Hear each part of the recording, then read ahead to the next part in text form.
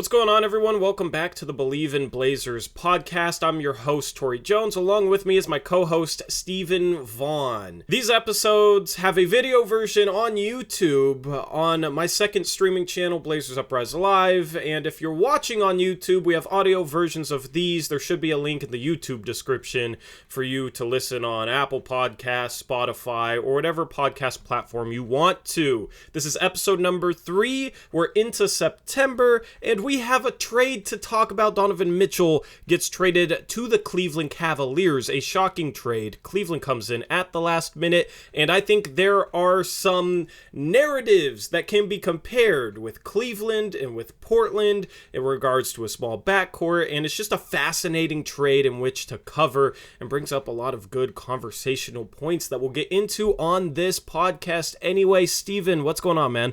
Not much, Tori. Just hanging out. Kind of excited for the season, man. It's a little over a month away, and then the season starts, man. So it's coming up real quick, and yeah, this trade, crazy trade out of nowhere, man, is a real interesting talking point for sure. Yeah, we had a trade to talk about on the last podcast, which was Patrick Beverley going to the Lakers. Now you have Donovan Mitchell going to the Cavs. So still some NBA transactions taking place as we get closer to the season. Some news for us to cover. I thought this trade was absolutely fascinating, not only because it's the New York Knicks getting screwed again. The Knicks wanted Donovan Mitchell but couldn't get a trade done. Poor Knicks fans, man. They can't get out of their own way. Instead, it's Cleveland coming out of nowhere. When I saw the notification that Donovan Mitchell got traded, I was thinking, oh, we finally got traded to the New York Knicks. Good for them. And then I read the Cleveland Cavaliers and I was shocked. But it makes a lot of sense. The Cavaliers trade 3 unprotected future firsts in 2025, 2027, and 2029, as well as a couple pick swaps on top of Lauri Markkanen. Ochai Agbaji was the 14th pick in this past year's draft, and then Colin Sexton, who was signed and traded to Utah on a 4-year, $72 million deal. The Cleveland Cavaliers get back Donovan Mitchell. Steven, what was your initial reaction to this trade? What were your initial thoughts? My initial thoughts was that's a lot. That's a lot of assets to give up for Donovan Mitchell, who is a guy that I like, right? Like, I really like Donovan Mitchell. He's a proven playoff performer. He's played well in his young career when he's in the playoffs, but to give up basically, what could be 6 potential draft picks if you count Agbaji in there, who was, like you said, a lottery pick this last season, I feel like it's a lot for Donovan Mitchell, but at the same time, if I'm a Cavs fan, I'm excited because you're all in. You're going for it. You're trying to build around Garland and Evan Mobley and put the best players around him. And that's something that in Portland never happened. So I was a little conflicted on if I thought it was a good trade or not, but it seems like a lot. I think Cleveland has to be excited, though, to get an all-star next to Garland and Evan Mobley. Yeah, and he's still young. He's almost 26 years of age, but he still has multiple years of his prime left ahead of him. And then Garland's younger than him. Jared Allen's younger than him. Evan Mobley's 21 years old. So you have a young big four in Cleveland, all of which are 26 years old or younger. So they have a really long window ahead of them now, and next year they should be pretty good. I'm wondering how good you think they'll be in the East, because the East is competitive next season. No, definitely. And, going back to just Donovan Mitchell, in his career, he's averaged 28 points a game in the playoffs. So that's something that not a lot of guys do, is they outperform their regular season performance in the playoffs, but he does it. To talk about where they finish in the East, I mean, it seems like they're going to be right in that 4-5 range, right? That's where they were most of last season before it kind of fell apart and they kind of came back down to earth. But you talked about the young core. They still have Karis LeVert. Ricky Rubio is back there. I mean, this team's getting a little deeper. They're still young. I think it's going to take a little bit to figure out, who gets the touches between Garland and Mitchell. But when it does, I mean, on paper, Tori, this really seems like a good match because they got some guys like Evan Mobley, who looks like a potential defensive player of the year. That's going to help out with this small backcourt that they got. So I like it. I think they'll be around 5, maybe 6 this year, but I think they're going to be in the actual playoffs and not be in the play-in, that's for sure. I'm even higher on them, man. I love Cleveland. Going into last year, they were my watch out for this team. I didn't predict them doing as well as they did, but on paper, even last season, I thought they were intriguing. You bring in Donovan Mitchell. They needed a good starting guard next to Darius Garland. I never liked the fit with Colin Sexton. I like it better with Donovan Mitchell because he's just offensively, he's a borderline superstar player in the playoffs. So you got a backcourt which is potentially top 3, top 4 backcourt in the league. I think they have top 5 offensive potential because anytime you have a backcourt like that with a big man that can finish around the rim and is a lob target in Jared Allen, then Evan Mobley's skilled offensively as well, and I expect him to take a jump this year in his second season. You have the potential to be a top 5 offensive team, and then their backcourt's small, and in a bit I want to kind of talk about their small lack of defensive backcourt in regards to Portland's, because I think their backcourts are kind of similar on the defensive end. But the thing is, they got 2 phenomenal rim protectors. You got Evan Mobley, who can switch out onto the perimeter and guard on the perimeter, but then he's a really good rim protector, and then Jared Allen is a really good rim protector as well. I think they have the potential to get close to being a top 5 defense if everything breaks right. Anytime you're talking about a team that could be top 5 on either end, that's a contending team to me. I think that they'll be fine defensively. They started Darius Garland, Colin Sexton, and Lauri Markkanen at small forward. He's not a small forward, man. That's not his best defensive position. And they were fine defensively last season with that starting lineup because they had Evan Mobley and Jared Allen. So I think their ceiling is actually true contender status. I would put them probably 4th in the East right now. The 3 teams above them would be Milwaukee, Miami, and then Boston, who got even better this past offseason. But I think one of those teams will probably deal with some injuries. If Cleveland's healthy, I think they will have home court advantage in the playoffs next year. That is kind of my bold prediction as of now. No, I like what you're saying. I think realistically, I think for sure Boston and Milwaukee are still better than Cleveland, unless, it really clicks and they really step up like that. But I think they could be just as good as Miami, like you said. I'm a big Miami guy. I always like Eric Spoelstra and his team, Jimmy Butler. I'm always really high on him.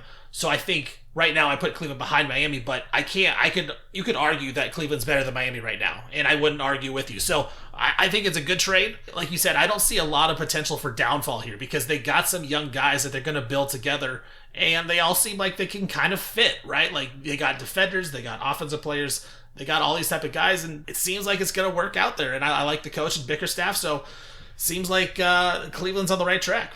Yeah, absolutely. So in the future, I know you wanted to have this conversation in regards to the package that Cleveland gave up for Donovan Mitchell. They give up 3 unprotected future firsts, but that's not next year. It's not starting in 2023. It's starting in 2025. You can't trade first in back-to-back years. That's why it's 2025, 2027, and 2029 unprotected first-round picks, and then they have a swap, I believe, in 2026 and 2028 so that they still have a first-round pick, and they don't violate the Stepien rule, however you say it. So that's the trade package. Do you think that's too much for Donovan Mitchell? How do you feel about the potential risk of that? Well, here's my thing. If I'm Utah, and the rumor was that it was RJ Barrett, Emmanuel Quickley, 2 firsts, 2 unprotected first-round picks, and maybe some other stuff, isn't that package better than what they got from Cleveland? Having to re-sign Colin Sexton to a 4-year, $72 million deal. I'm with you. I'm not a big Colin Sexton guy, never have been. I don't see where he really fits in the NBA. And so if I'm the Jazz, why am I not taking RJ Barrett, who is a good player? He's still 22 years old. He just got $100 million, but I think he could potentially be a really good starter in this league. And then quickly, I think he's solid, but then you get the unprotected first as well. I thought it was weird that Utah just shut off the Knicks, and then they bring in this Cavs trade that just took it right away. And then they stopped talking to the Knicks. That was the first thought to me, is it seemed like the Knicks were offering a better package. Yeah, the RJ Barrett extension, I think, kind of put this into motion.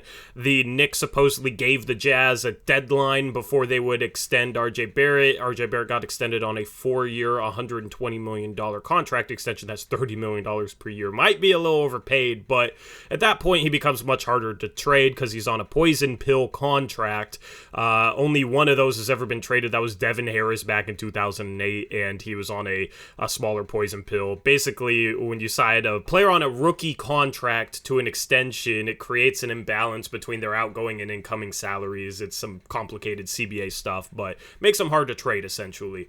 So that extension happened only a couple of days ago, and then this trade happens. I think once that extension took place, that's when Utah pivoted to this trade with Cleveland, and I would have probably taken the RJ Barrett package too, especially if New York was potentially giving up 3 first-round picks, which I also heard might have been the case.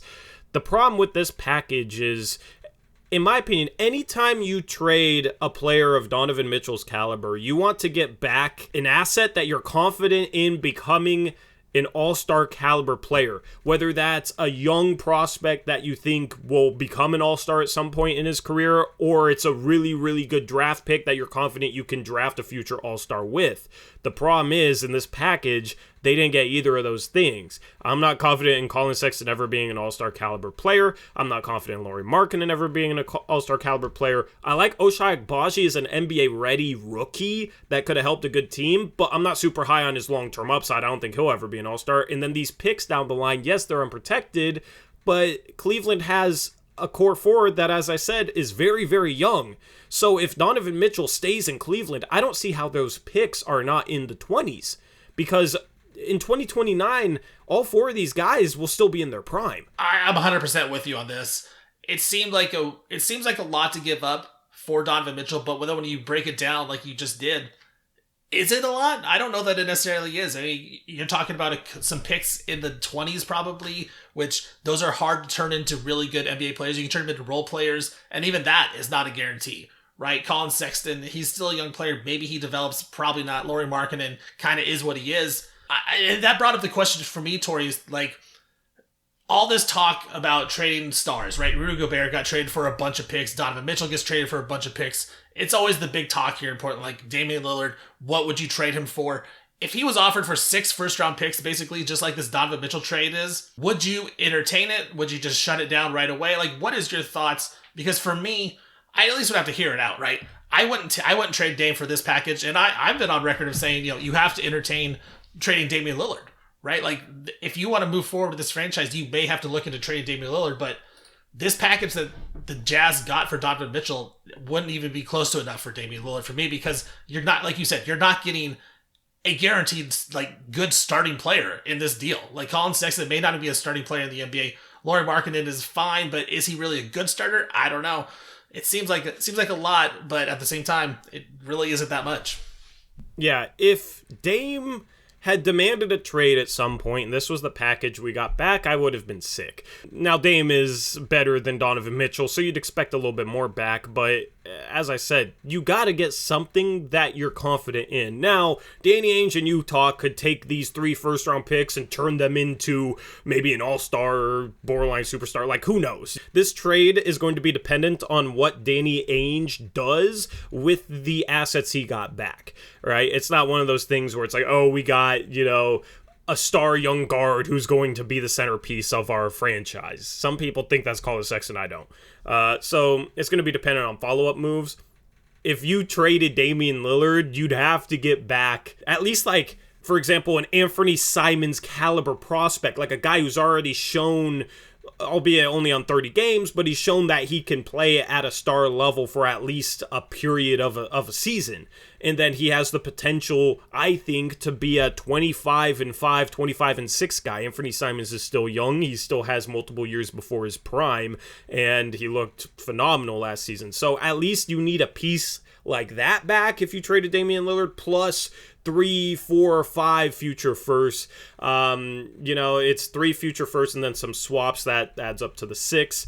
I would need a bigger package than this, but that's if Damian Lillard asked out. At this point, I wouldn't trade Damian Lillard for 60 first-round picks, because my thing with Damian Lillard is he's been loyal to Portland, and that should be a two-way street. I don't think Portland could ever expect stars in the future to be loyal to their organization if they're not loyal to potentially their most talented Blazer ever, who was loyal to them. Right? You can't expect Damian Lillard to be loyal to the franchise. You can't expect your future stars to be loyal to the franchise if you're not going to be loyal back to them, right? And even if you trade Dame for this monumental package, it's not guaranteed that the Blazers get any closer to contention. They would have to hit on picks. The development of the prospects they'd get back would have to pan out. So not only is it not as sure of a thing as some people like to act like trading Damian Lillard would be, like we'd get to contention in 5, 6, 7 years, but also from a morality standpoint with how loyal he's been, and that matters for a small market, I cannot entertain any trade package for Damian Lillard, not necessarily because it wouldn't be good on paper, but because of the loyalty that he's given the franchise, I think should be extended back to him. No, I totally get what you're saying, but that leads me to another question I have for you, Tori. Just like in general NBA stance, if you're a team, and let's just say you're the GM, you're Kobe Altman of the Cleveland Cavaliers, do you mortgage your future for Donovan Mitchell because you have a young core? I think that's the big question now, because the Minnesota Timberwolves did that, getting Rudy Gobert. Now Donovan Mitchell to the Cavs. We always talked about back in the day, should the Blazers have sacrificed everything to put another star next to Damian Lillard? It never happened because Neil O'Shea was really invested in CJ McCollum, invested in the other draft picks he had. But should Neil O'Shea have done it where he tried to trade 3 first-round picks, maybe some pick swaps, and bring in a superstar player next to Dame? Do you think that's a viable way to build a championship contender in the NBA at this time?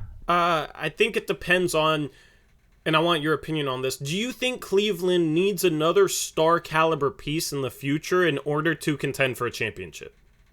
With Donovan Mitchell also? Yeah, with the core that they have right now, do you think that they need to trade for a star in the future to contend for a championship? No, I don't. Then I think it's absolutely worth it, because with how young these guys are, they'll have 5, 6, 7 years in order to put the right role players around them.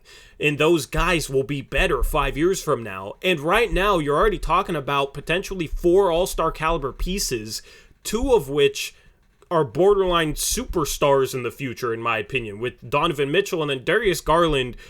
I gotta talk about him. Last season, he averaged almost 22 points per game and 8 assists, and did it efficiently. 3-level scorer, shoots threes off the dribble. This is him only in his 3rd year. He's still, I think, 22 years old. So he's going to continue to get better. That guy, I can't rule out becoming a borderline top 10 player in the future, like kind of on Dame's level. Right? Like Dame was, I think, 22 as a rookie, 21, 22 as a rookie, and wasn't as good as Darius Garland was last year. Like, Darius Garland was phenomenal. And how much he's improved in only a couple seasons, I would still expect him to continue to improve even more. So in the future, like, I think Donovan Mitchell is a borderline All-NBA guard. I think Darius Garland might be better than Donovan Mitchell in a couple years. So you have a backcourt that's a top 2 backcourt in the league, and then Evan Mobley, who knows how good he could be. Defensively, he's phenomenal. Offensively, he can handle the ball. He's shown flashes of being able to shoot. He's agile as a 7-footer. I think offensively, he could be kind of what AD became. Maybe not as good as AD offensively when AD was averaging, 25, 26 a game, but I think he can become a really, really, really good 3rd piece. So I think in the future, they have the upside of being top 5 on both ends of the court. They just have to surround themselves with role players. With Portland, it was you need that other star, and then even if you traded for a Paul George, that still might not be enough, and then you don't have the young pieces like a Evan Mobley or a Jared Allen, so you're going all in on a team that might not be good enough, whereas with Cleveland, you're kind of going all in on this core, but this core I think will be good enough, and you have so many years to put the right pieces around them. Yeah, I think it's a point where Cleveland makes this trade for Donovan Mitchell, and he's probably their best player right now. But as you said, Darius Garland could become better than Donovan Mitchell. I think Evan Mobley will be better than Donovan Mitchell, probably be their best player. You looked at Minnesota's situation this season again. Rudy Gobert may be the best player on the team right now, but Karl-Anthony Towns still could be better. Anthony Edwards still could be better.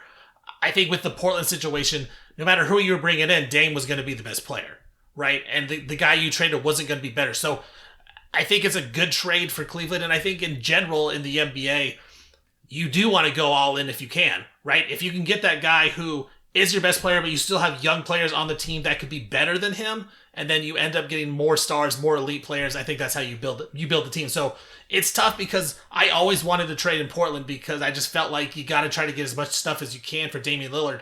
But if you would have sacrificed everything and it doesn't work out, that's when you get in trouble. We've seen what happens, with Brooklyn back in the day when they traded for Kevin Garnett and Paul Pierce. It just doesn't work out. So it's a tough spot. I think it's a really interesting direction that the NBA has really turned to of draft picks don't matter. We're going to trade them all and try to get as many good players as we can. It's kind of like the Los Angeles Rams strategy in the NFL, right? Like that's what they're doing. They don't care about draft picks. They're just going to bring in star players and then find other people to fill out the roster. I'm really excited to see how this works in Cleveland and in Minnesota this year. Yeah, it's going to be a ton of fun. The thing is Cleveland probably has a better bench than Damian Lillard has ever had in Portland. Because as you said, Karis LeVert and Ricky Rubio, hopefully he can bounce back from his injury. But also they still have Kevin Love, who bounced back last season, was actually very solid off the bench. And he's like the perfect third big man to put next to Jared Allen, or they can stagger Jared Allen and Evan Mobley, so Mobley plays center with the bench unit, and Kevin Love plays well next to both those guys. So 6, 7, and 8th men are probably better than anything Damian Lillard has ever had in Portland. So that's another key piece of this, is they might already have the right role players around them. You got Isaac Okoro as the starting 3, who's a really good defensive piece. Floor spacing might be an issue because he can't really shoot, but he does give them that defensive upside. It's like the perfect defensive front court to put next to an undersized backcourt that struggles to defend.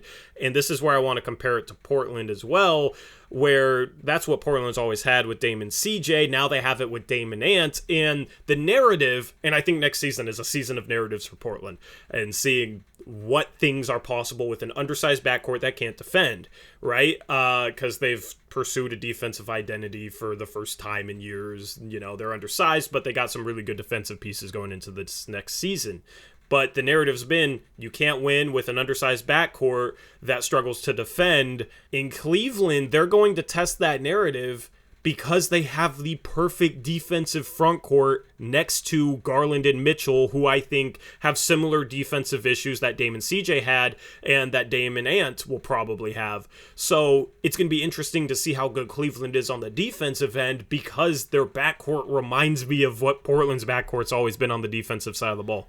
Yo, I think you're 100% right. And we saw Portland have a couple really good seasons. That season we talked about last podcast, when they lost to the Pelicans in the first round, got swept. They had a top 10 defense, right? Like their defense was good. So it is possible, like you said, and it seems like Cleveland's got the pieces to build around Donovan Mitchell and Darius Garland. I think they've done a really good job in this quick little rebuild that they had after, losing LeBron and making some draft picks. They made some smart moves, and now it looks like they're going to be real contenders in the Eastern Conference this year.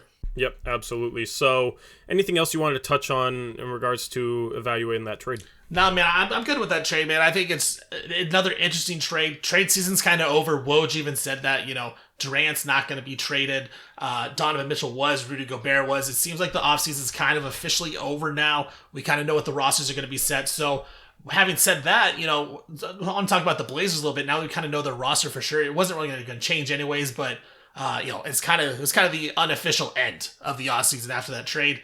I got a couple questions for you, Tori, and it's a game I want to call over under. I'm a big betting guy. I host Bet the Game on 750 The Game on Saturday and Sunday, 9 to 10 a.m. So catch me there if you want to talk about some betting with me. Hit me up at Steven_VON. Give me your best bets. Right now, college football, I made some nice bets. Go ahead and listen. You would have won some money, but so I want to throw a couple at you, Tori, about the Blazers. Just get your take on it real quick. Just in the off season right now, of course, things can change, but it's just some thoughts that I had, and I made up some of these lines as well. So these aren't official lines, but I made them up. The first one I want to start out with, and we talk about this guy a lot, is Anthony Simons. Right? He was so good last season, those 30 games that he played. If the Blazers are really to take that next step, he's kind of got to be the guy, right? He's got to be the second best player in the team.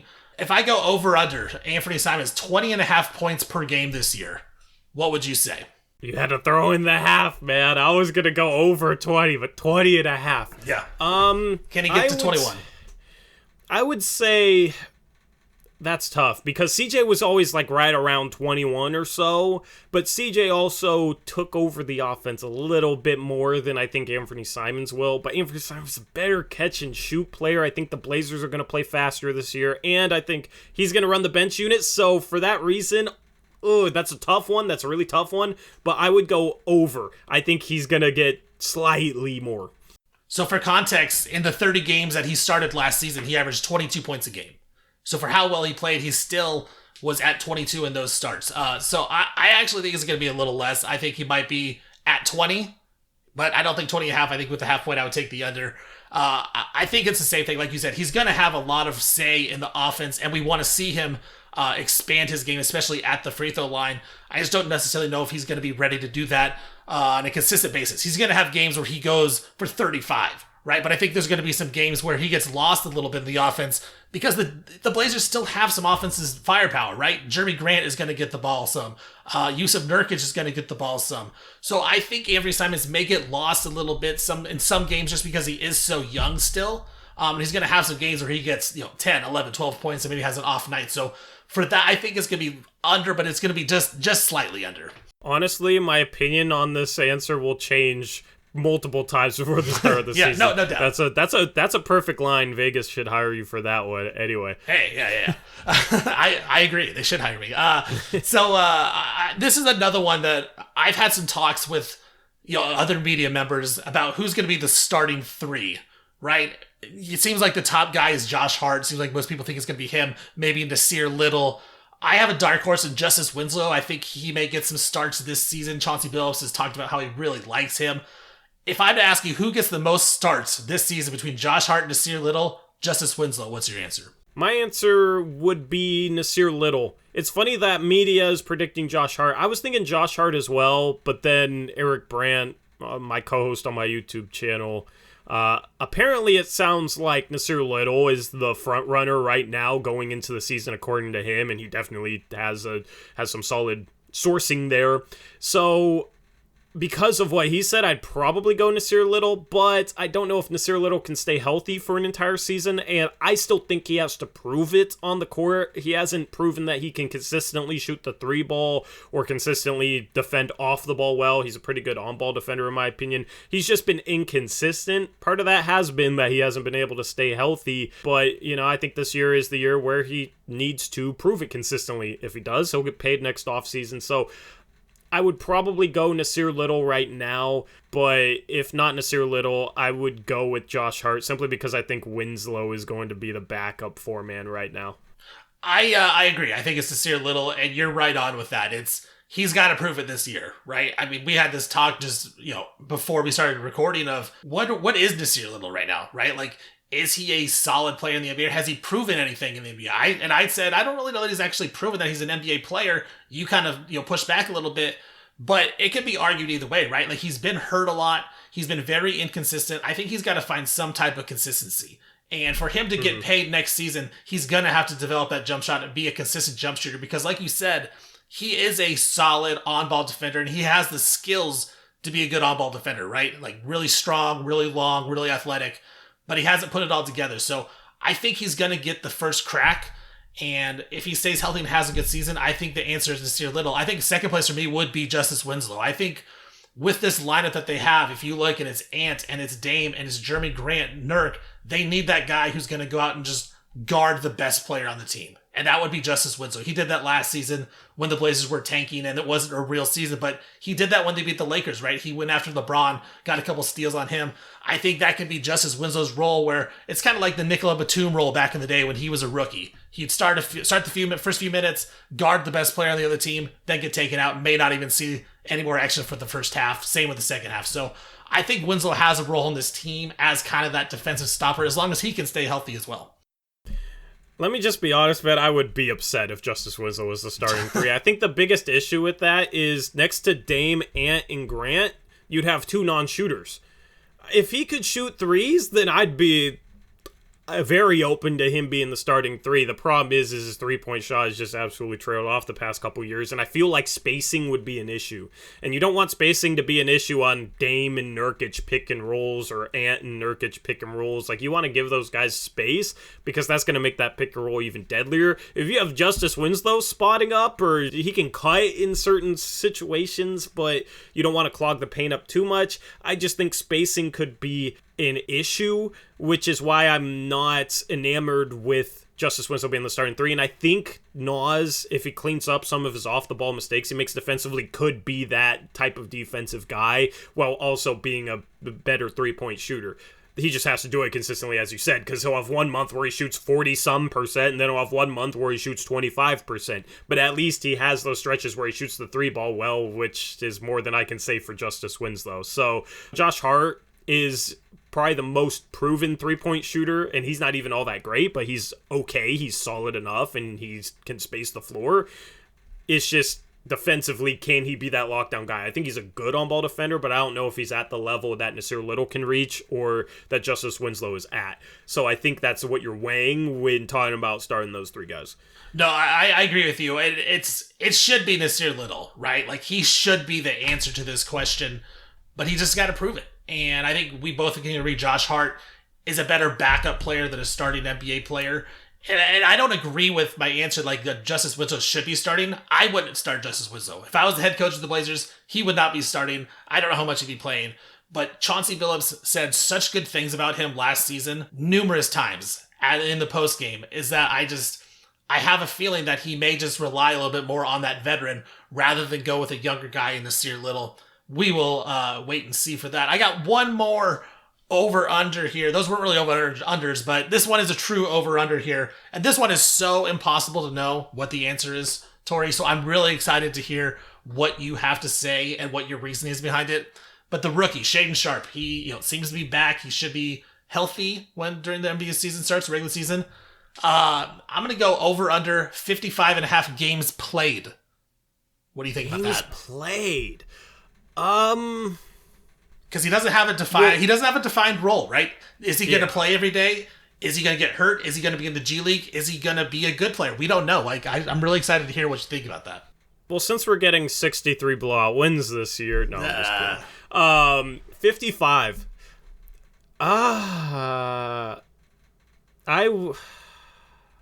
Man, what would you go? I want to hear you answer your own question first while I think about this. I will answer my own question. I think it's over. I think it's over, and the reason why I do is I think he's gonna get a crack at the start of the season. And I have a lot of faith in Shaedon Sharpe. I think he can fill a role in this team that the Blazers don't necessarily have with the long wingspan and the scoring ability, right? I mean, even the one shot he hit in Summer League is like, not many guys on the Blazers can make that shot. And so I do think that he's going to get the first crack at it, and I'm hoping that he does really well in that role. Now, would I be surprised if he struggles and he's in the G League and not playing and is not good this year? Not at all. I wouldn't be surprised. I think the floor and the ceiling for Shaedon Sharpe this season is so big, it could go either way. But I do have faith, and I loved the draft pick when it happened. I kind of have a little bit of faith in Shaedon Sharpe. I may be crazy for thinking that, but I kind of do.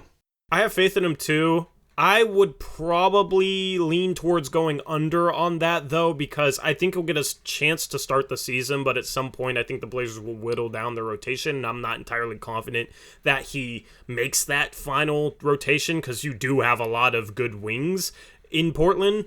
The other thing is, with the injury possibility, like, we don't know if he can stay healthy. We don't know if he's going to be injury prone. I mean, he hasn't played for 2 years, man. Yeah, and then gets hurt 6 minutes into his first summer league game. I'm not saying he's injury prone. Since we're talking about injuries, I will knock on wood right now so I don't jinx anything. So nobody can say I jinxed anything. It's not our fault. It's not our fault. Yeah, no liability here. But there's always the chance that he gets hurt and misses some time due to that. So given that and the fact that I'm not entirely confident he can be in the main rotation for the second half of the season, I will lean towards under. It's a really tough question, I think, because, again, we have no idea what he is, right? We just talked about we haven't seen him play in 2 years. Maybe he is a dead-eye shooter. Maybe he's one of the best shooters in the league. I don't know. I haven't seen him play. And so it's so unpredictable of what he could be. I just love the potential. I love what I have seen in videos and in practice and all this kind of stuff. So I want to have faith in it, man. I want to have faith that the tanking season worked out for something, and the Blazers get the 7th pick in the draft. They draft Shaedon Sharpe, and then you can go back and say, okay, this is the reason why the Blazers tanked. It was to get this guy, and this guy's going to be great at some point in his career. Yeah, I hope he plays more because he earns it, because that's a really good thing for the Blazers long term. And that's the other thing is, if the Blazers aren't good, which I seem to be on an island, I don't know that they're necessarily going to be very good. If they end up losing some guys, he could play at the end of the year just like they did last year when Trendon Watford and Greg Brown are starting games, right? So if it does go bad, he could get the game plays that way. Yep, we need to write down all these over-unders, and then after the season, look back and see who was right, see who was wrong.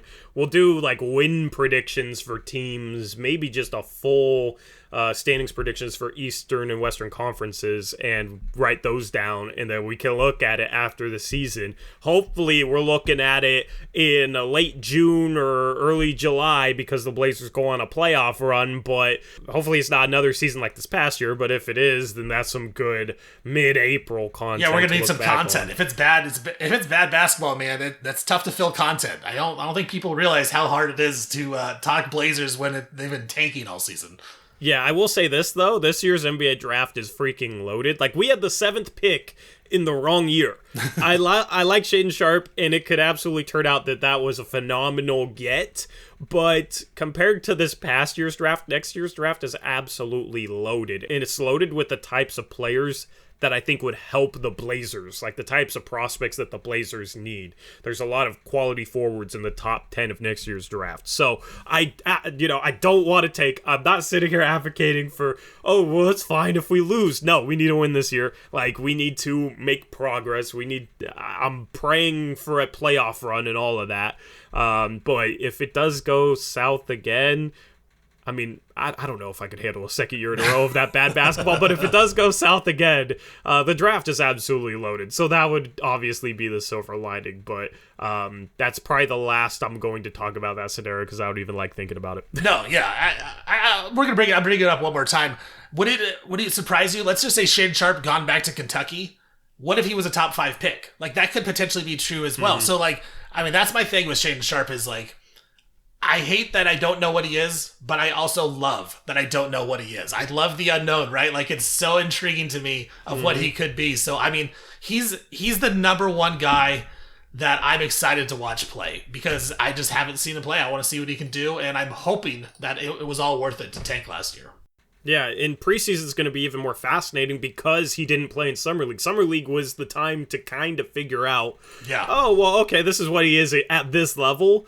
Obviously, it's not the NBA level, but you could get a taste, an appetizer, so to say. We didn't even get that, so we're starving for some Shaedon Sharpe. We got one baseline fadeaway. We got one baseline fadeaway. That's all we got. Beautiful move. It was a great move too. I wish you would have missed it so that I wasn't so intrigued by him.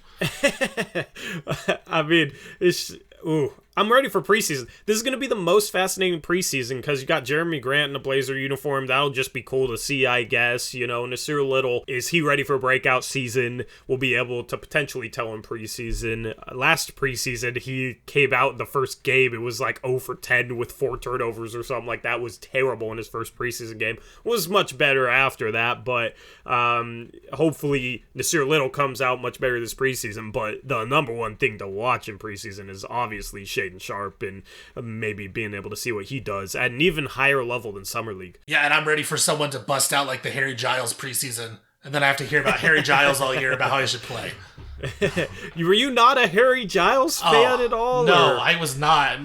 Me and Chad, man, when we were talking post game every time, people calling in Harry Giles needs to play, and we would just get so mad. It was frustrating. Don't get me started on that guy. Yeah, see, you're gonna give me star Harry Giles, man. I just think he wasn't in the right situation. But why is he not in the league then? I mean, he didn't. Because he's not guys good. Like that are injury prone. Normally, teams don't want to take up a roster spot with the injury prone guy that's not that good, all right? Because that just becomes a waste. And you want those guys in case guys get hurt. You don't want your 12th, 13th guys getting hurt, but. He could always pass the ball and was, I think, agile as a defender. Wasn't a rim protector, but I feel like in a Chauncey Billups system, he would have had more of a chance to stick in the league than in a Terry Stotts system.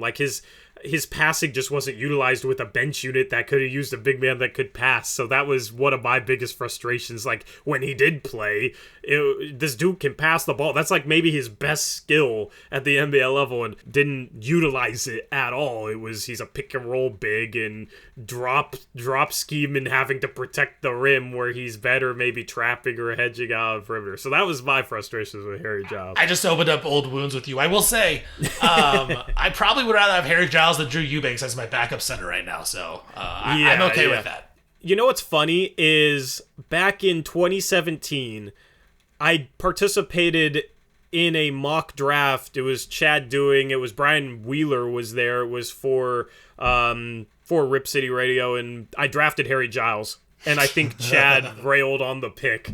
And that was the first time I didn't even talk to Chad. I was super shy back then, man. But I drafted Harry Giles for the Milwaukee Bucks, I think was my team, at 17th overall, and that did not pan out whatsoever. So, but I've always liked Harry. But that Giles, goes to show, right? Like at pick 17, you can pick guys with high potential, and it doesn't work out, right? Yeah. So like that, going back to our first conversation of look to trade Damian Lillard for 6 first-round picks. Well, yeah, but when they're in the teens or the 20s.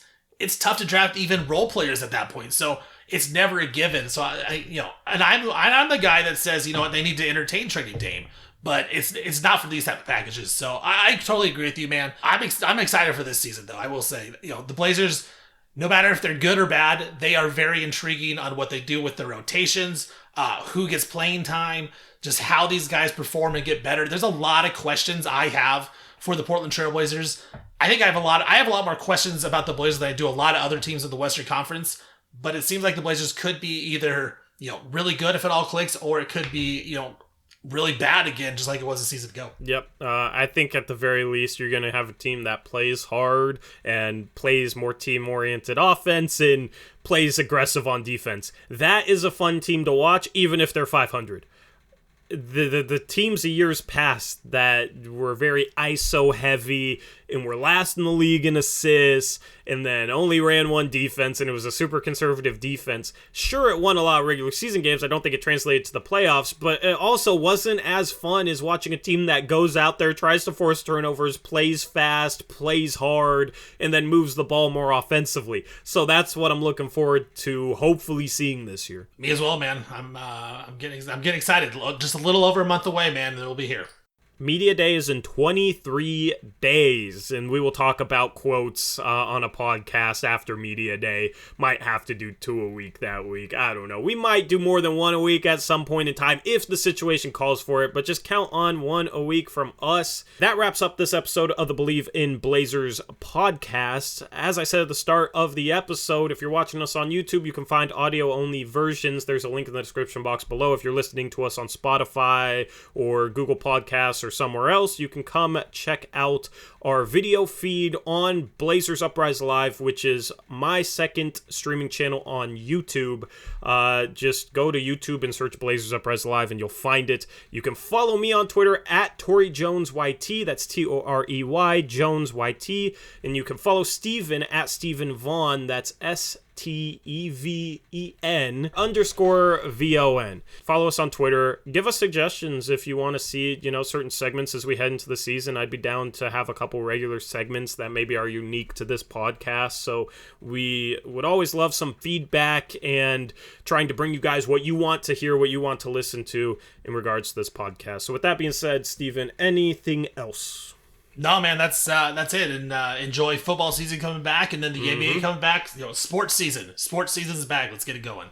Yep, I got my fantasy draft later tonight for the NFL. So wish me luck. Good luck, man. With that being said, that's a wrap for this podcast. We'll catch you guys later. As always, peace out. Go Blazers.